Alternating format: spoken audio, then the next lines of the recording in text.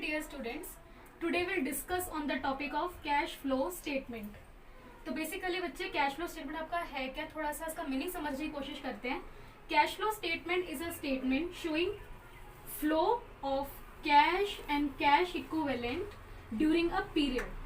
मतलब क्या है बच्चे कि एक पीरियड में, बेसिकली एक फाइनेंशियल ईयर, एक पर्टिकुलर पीरियड में आपका कैश एंड कैश इक्विवेलेंट का कितना फ्लो हुआ है, वो जो आप प्रिपेयर करते हो एक स्टेटमेंट के अंदर, that is called cash flow statement. अब बच्चे कैश एंड कैश इक्विवेलेंट क्या है? कैश बेसिकली बहुत नॉर्मल टर्म हम डेली लाइफ में यूज करते हैं, which is type of money.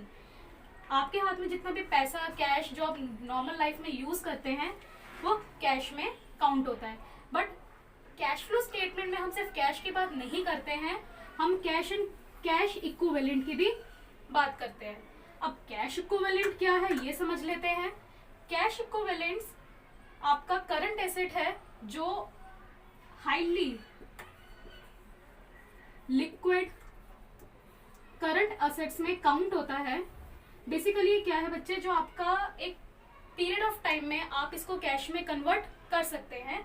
कुछ एग्जांपल्स हैं इसके कैश एंड कैश इक्विवेलेंट के, लाइक आपका करंट इन्वेस्टमेंट जो आप शॉर्ट टर्म इन्वेस्टमेंट करते हैं, मार्केटेबल सिक्योरिटीज जो आप यूज करते हैं, ट्रेजरी बिल्स,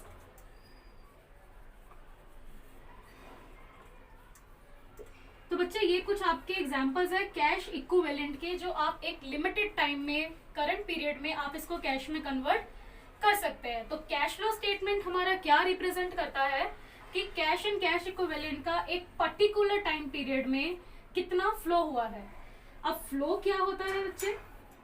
फ्लो बेसिकली ये रिप्रेजेंट करता है कि एक फाइनेंशियल ईयर में आपका कितना कैश आया, कितना कैश गया, उसका नेट आपका जो इफेक्ट है जो आपका शो करता है वो किस में शो करता है? कैश फ्लो स्टेटमेंट में.